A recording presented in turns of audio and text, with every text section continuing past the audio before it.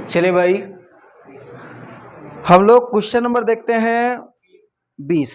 कल 19 तक आपको हम बताए थे, तो आज हम लोग देखेंगे क्वेश्चन नंबर 20।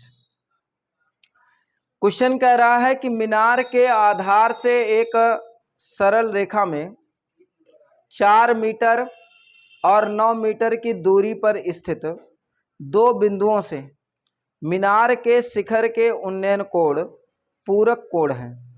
तो सिद्ध कीजिए कि मीनार की ऊंचाई 6 मीटर है। सिद्ध कीजिए कि मीनार की ऊंचाई कितना मीटर? 6।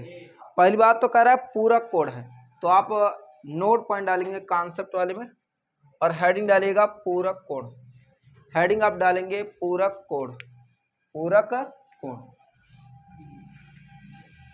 हेडिंग आप लगाएंगे पूरक कोण, पूरक कोण।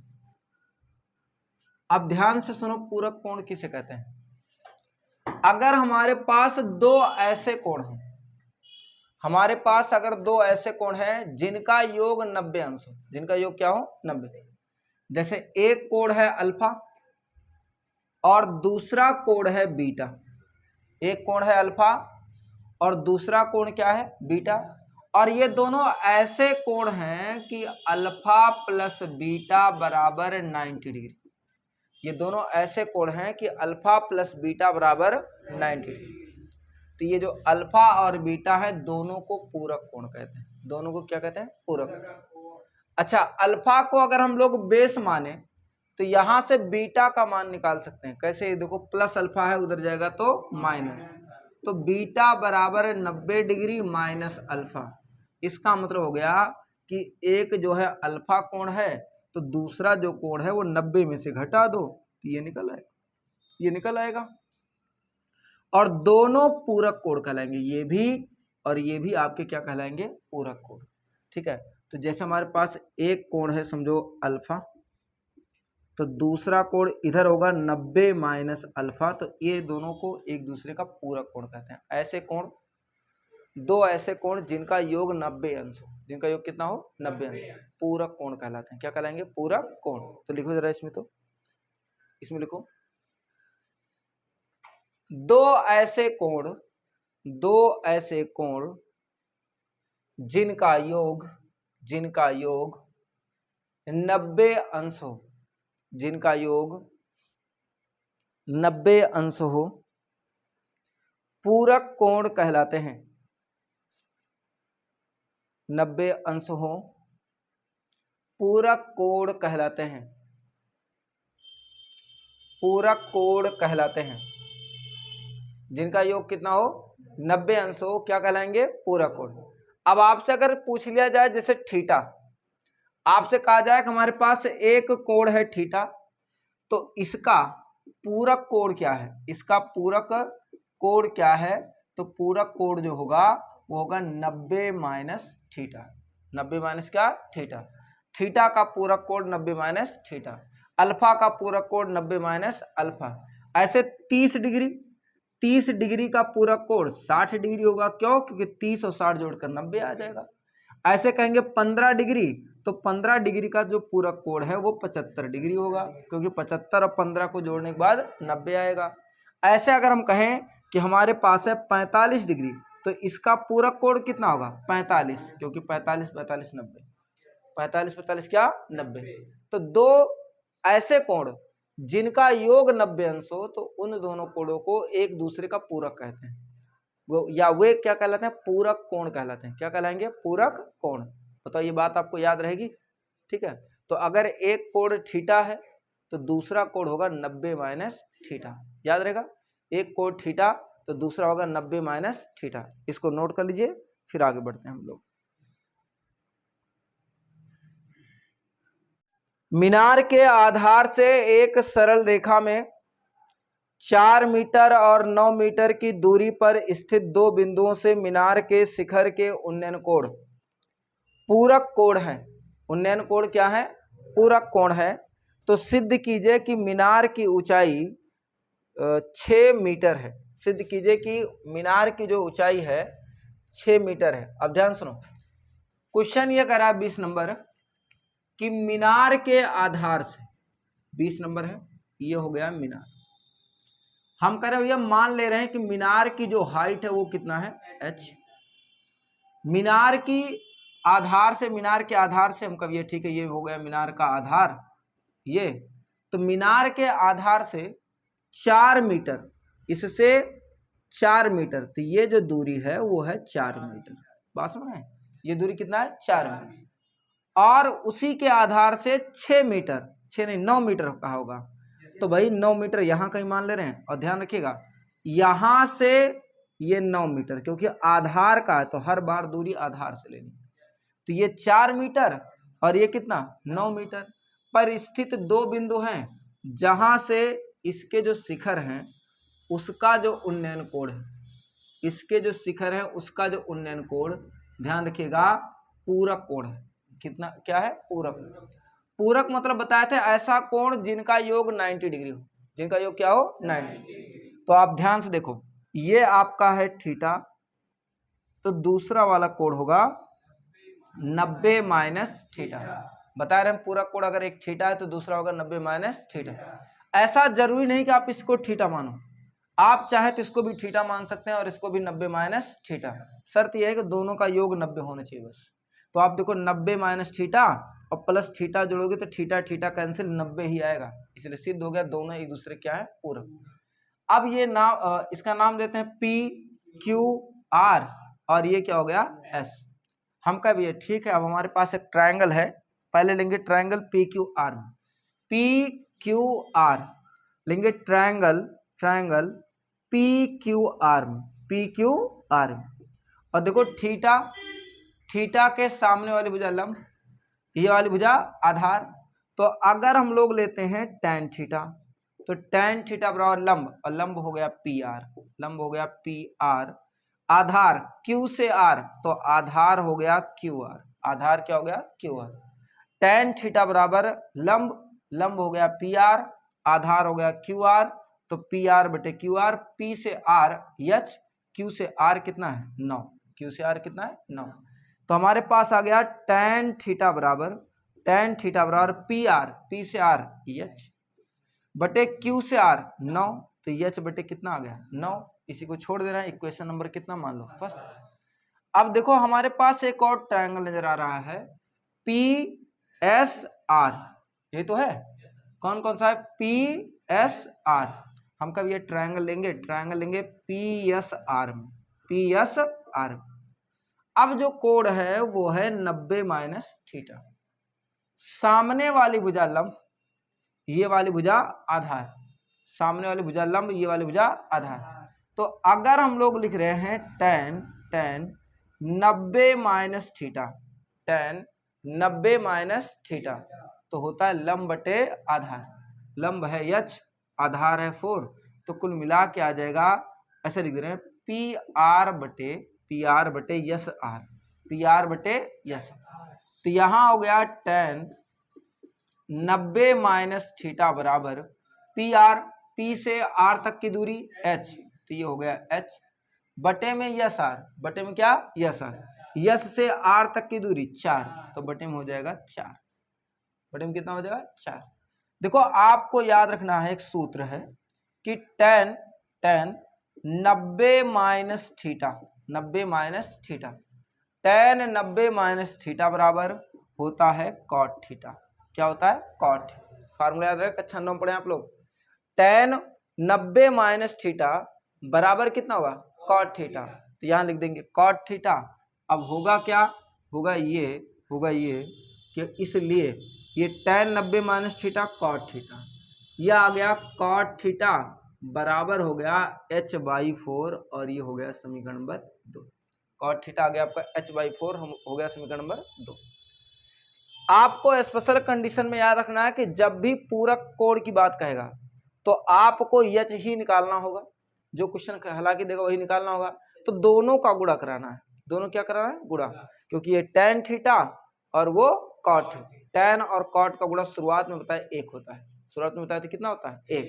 तो आप 1 का और 2 का गुणा कराएंगे तो लिखेंगे समीकरण 1 और 2 को गुणा करने पर, गुणा करने पर समीकरण 1 और 2 को गुणा करने पर। एक है आपका tan थीटा और गुणा करना है दूसरा cot थीटा। एक और है इसमें, एक में h/9 और गुणा करना है h/4। h बाई कितना 4। tan थीटा cot थीटा दोनों का गुणा 1, दोनों का गुणा कितना 1 भाई। h का गुणा h² 9 चौक 36 भाई। h का गुणा h² और 9 चौक 36। 36 का गुणा आप 1 से कराओगे तो 36 बराबर h²। तो h² बराबर हमारे पास आ गया 36। हम कहें भाई h² बराबर लिख सकते हैं 36 को लिख सकते हैं 6 का स्क्वायर। 36 को 6 का स्क्वायर, स्क्वायर स्क्वायर समझो कैंसिल नहीं, कंपेयर कराते हैं हम लोग। तो यहाँ पे h², यहाँ पे 6 का स्क्वायर, इसका मतलब h बराबर क्या रहा होगा 6 मीटर। 6 मीटर। तो जो भवन की ऊंचाई है वो कितना आ गई 6 मीटर, या इमारत की ऊंचाई 6 मीटर। और यही आपको प्रूफ करना था, आंसर भी आ गया और हो गया प्रूफ। बताओ क्या ये डाटा आपको समझ में आया नहीं है? कोई दिक्कत? ठीक, उतार लीजिए इसको। क्वेश्चन नंबर 22 आप लोग देखिए। क्वेश्चन नंबर 22, एक चट्टान पर खड़ा एक आदमी 30 डिग्री के अवनमन कोण पर एक नाव को देखता है जो एक समान गति से पर्यवेक्षक के ठीक नीचे स्थित बिंदु की ओर किनारे की ओर आ रही है। नाव जो है किनारे की ओर आ रही है। 6 मिनट बाद देखा गया कि नाव का जो अवनमन कोण है वो 60 डिग्री पाया जाता है। तो यहां से नाव को किनारे पर पहुंचने में कितना समय लगेगा? यहां से नाव को किनारे पर पहुंचने में कितना समय लगेगा? बेहतरीन कॉन्सेप्ट है। तो मान लो भाई ये हो गया चट्टान और इसके ऊपर एक व्यक्ति खड़ा हुआ है, तो टोटल हाइट इतनी है और इसकी टोटल ऊंचाई हम मान ले रहे हैं कितना है h। ठीक है, अब ध्यान से सुनो। यहां पर कोई व्यक्ति है और वो किसी नाव को देखा, नाव जो है इसकी ओर आ रही है, नाव को देखा और इसका जो अवनमन कोण है वो 30 अंश है। अभी जो इसका अवनमन कोण कितना है 30। हम कब यह 30 अंश है तो ये भी कितना है 30 है। तो मान ले रहे हैं माना कि नाव की चाल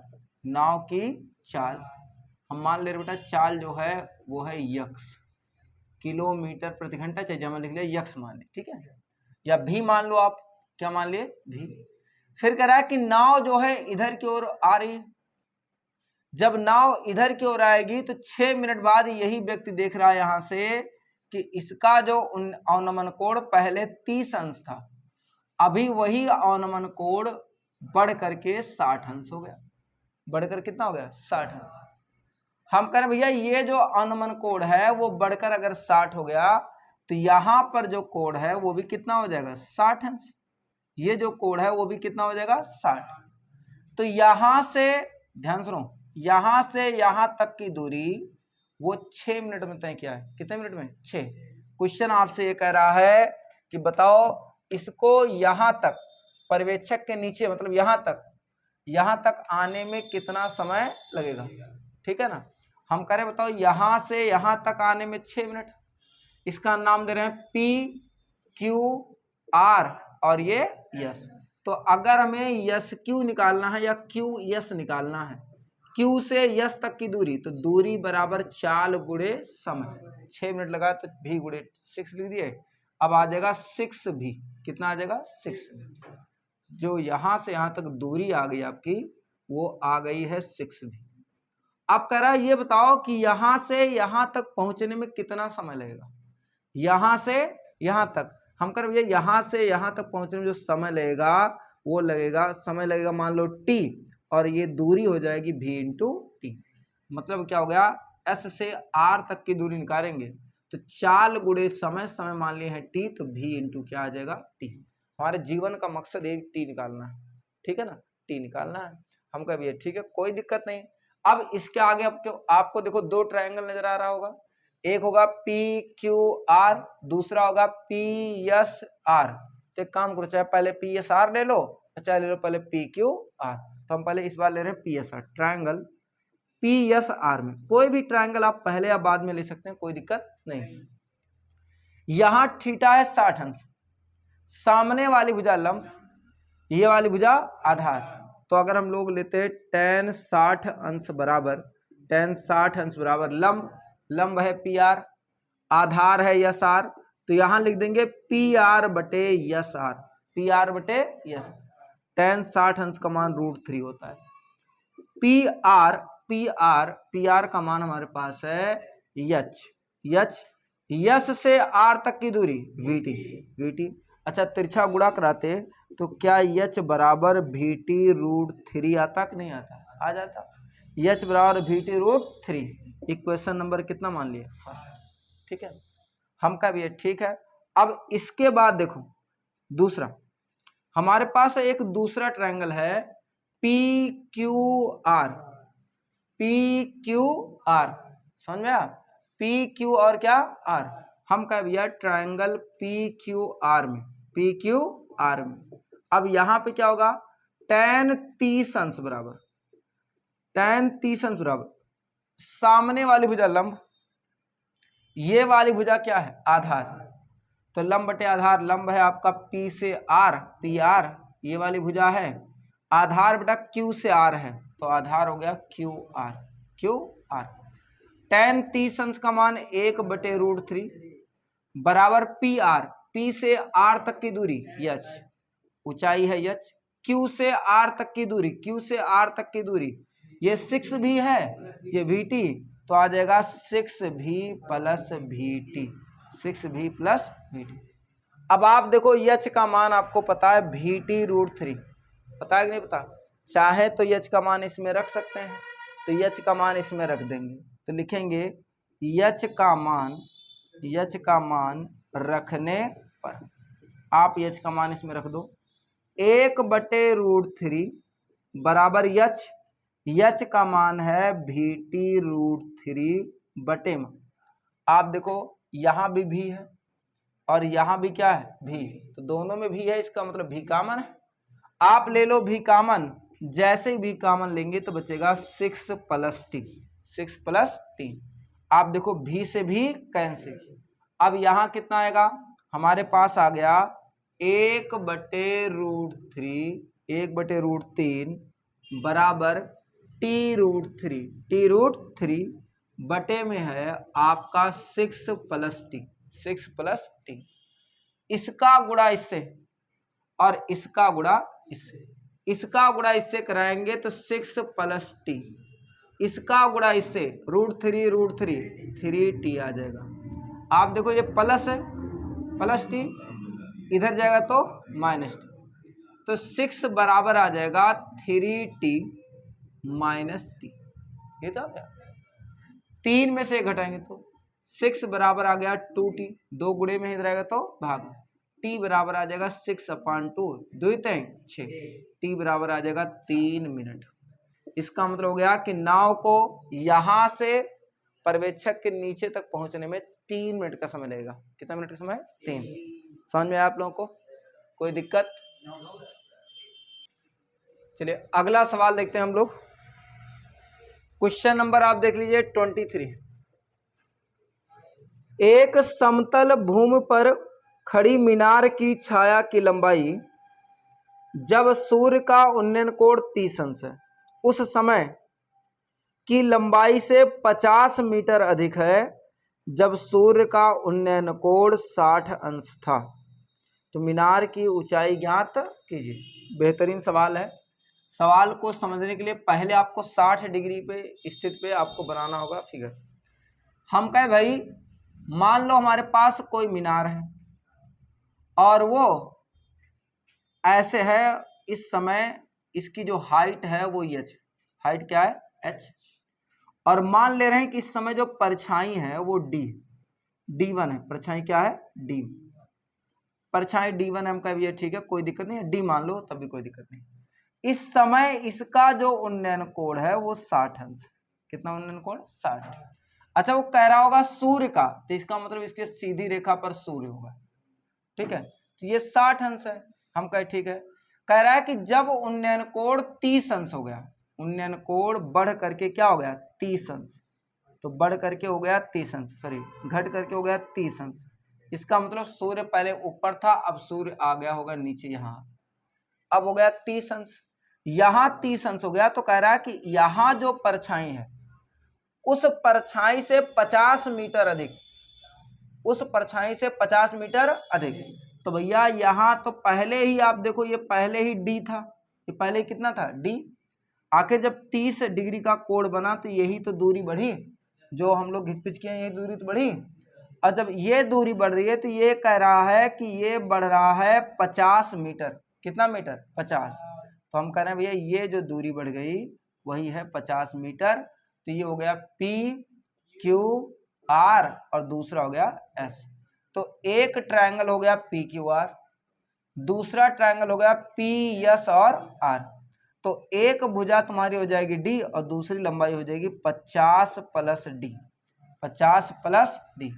अब आप क्या करोगे, एक बार ट्रायंगल लोगे आप जो है पी क्यू आर और एक बार ट्रायंगल लोगे पी एस और आर, दोनों में कैलकुलेशन करके डी का मान निकालोगे, उत्तर आपका आ जाएगा। कर लोगे? छोड़ दें फिर? ठीक है, लगाइए। चलिए क्वेश्चन नंबर 25 आप देखिए, ध्यान सुने क्वेश्चन।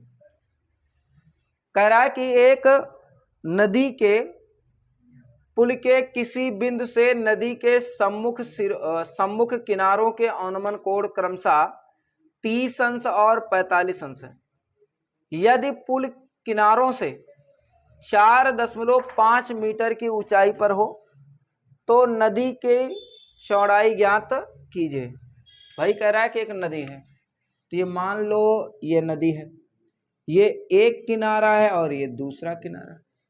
तो यहाँ पर बना हुआ एक पुल, हम कहें ठीक है पुल बना हुआ, पुल का एक बिंदु ये बिंदु है और ये पुल की जो ऊंचाई है नदी के किनारे से या तल से कह सकते हैं कि 4.5 मीटर की, खुद ही कहा। अब कह रहा है कि यहाँ से जब हम एक किनारे को देखते हैं तो एक और बनता है 30 अंश और दूसरे किनारे को देखते हैं तो दूसरी ओर बनता है 45। जरूरी नहीं कि आप हमारे अनुसार बनाएं, आप 30 को 45 को इधर 30 को इधर भी कर सकते हैं, कोई दिक्कत नहीं। अब आपसे कह रहा है भाई, आपसे कह रहा है कि इस नदी की चौड़ाई याद कीजिए। तो मान लो भाई कि यहां से यहां तक है आपका D1, ये जो दूरी है ये दूरी आपका है D1। फिर यहां से दूसरे छोर की जो लंबाई है वो D2 है। ये मान लो P हो गया, नहीं तो इसको देखो P Q R और S। आप इतना देखो, यहाँ पर 30 अंश है तो यहाँ भी बना कोण कितना अंश 30, यहाँ पर 45 तो यहाँ भी बना कोण कितना है 45 अंश, एक 30 और दूसरा 45। आपको D1 निकालना है, फिर D2 निकालना है और नदी की चौड़ाई के लिए दोनों को ऐड कर देना है, क्योंकि नदी आपकी यहाँ से लेकर यहाँ तक है। ठीक है, तो जब आपको निकालना होगा नदी की चौड़ाई, नदी की क्या चौड़ाई, तो आप क्या करोगे D1 को D2 में ऐड कर दोगे तो D1 plus D2, D1 D2 एक बार दोनों समीकरण लेकर लगाइएगा, दोनों त्रिभुज, उत्तर आपका आ जाएगा। कर लोगे? ठीक है। देखिए अब हम आपको हाइट एंड डिस्टेंस से संबंधित एक महत्वपूर्ण कैलकुलेशन आपको बता रहे हैं, जो आपको कैलकुलेशन को बताएगी। ठीक है, साथ में आपको याद रखना है कि ये चीज केवल तभी लगानी है जब विकल्प वाला सवाल हो। ठीक है, जब ऑब्जेक्टिव आपका सवाल रहेगा, ऑप्शनल रहेगा, तभी आप ये मेथड लगाएंगे, क्योंकि अगर पेपर में लगा के आओगे तो हो जाएगा आपका मिस्टेक। ठीक है ना, तो ये लिखने, क्योंकि हाई स्कूल में देखो क्या है, लिखने के नंबर है, तो इसीलिए आपको हम जो मेथड बता रहे हैं उससे आप ये अंदाज सकते हैं कि आपका क्या उत्तर आएगा। अगर विकल्प वाला है तो तुरंत आप लगा लोगे। ठीक है ना, तो कुछ मेथड आपको हम समझा रहे हैं, उसी चीज को याद रखना। देखो एक होता है, जैसे यहां पर हो आपके पास एक ट्रायंगल और हम कहें कि ये ट्रायंगल में ये वाला जो कोण है वो 90 डिग्री है। कितना डिग्री? 90। और ये वाला कोण आपका हो 30 डिग्री, ये वाला कोण कितना हो 30, तो हम आपको समझा रहे 30 डिग्री। ये हो गया P, ये हो गया Q, ये हो गया R। तो हमेशा याद रखेंगे आप, हमेशा याद रखेंगे कि 30 के सामने वाली भुजा 1 यूनिट होगी। एक क्या होगी? यूनिट। ध्यान रखना है, यूनिट का मतलब अनुपात। यूनिट का मतलब क्या हो गया? अनुपात। तो गोलम की जब जान लिया अनुपात है वो चीज, 1 यूनिट होगी। और साइड वाली भुजा, साइड वाली भुजा इसको कहते हैं √3 यूनिट। कितना यूनिट? √3।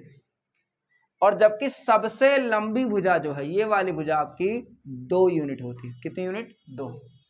तो अगर 30 अंश है, अगर कोई ट्रायंगल है उसमें एक कोण 30 अंश, तो 30 के सामने वाली भुजा √3, बगल वाली भुजा 1 होती है, 1 यूनिट, बगल वाली भुजा √3, और सबसे लंबी भुजा क्या होती है? 2 यूनिट। सबसे लंबी भुजा क्या होगी? 2। अब सपोज करो क्वेश्चन ये कर लिया कि एक इमारत है, एक इमारत से 20 √3 मीटर की दूरी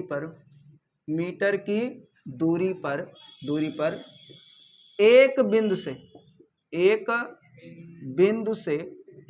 से देखने पर उन्नयन कोण आपका है 30 अंश है।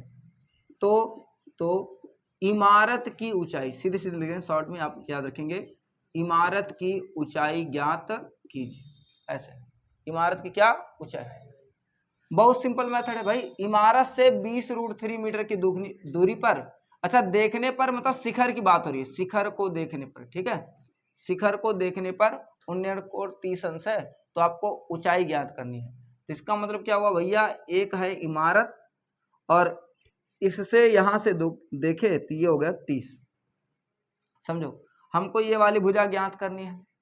ये वाली भुजा क्या करनी है? ज्ञात। बताए थे 30 के सामने 1 यूनिट, बगल वाली भुजा √3 यूनिट, ये वाली भुजा 2 यूनिट। यहां देखो लिखे होंगे 1 √3 2। 30 के सामने 1, बगल वाली √3 और सबसे लंबी भुजा 2। आपसे कह रहा है कि 20 √3 मीटर की दूरी पर, मतलब ये है 20 √3 मीटर की दूरी पर देखने पर, इसका मतलब ये वाली भुजा दिया है 20 √3, तो सीधा सीधा अर्थ है कि √3 का मतलब दिया है 20 √3।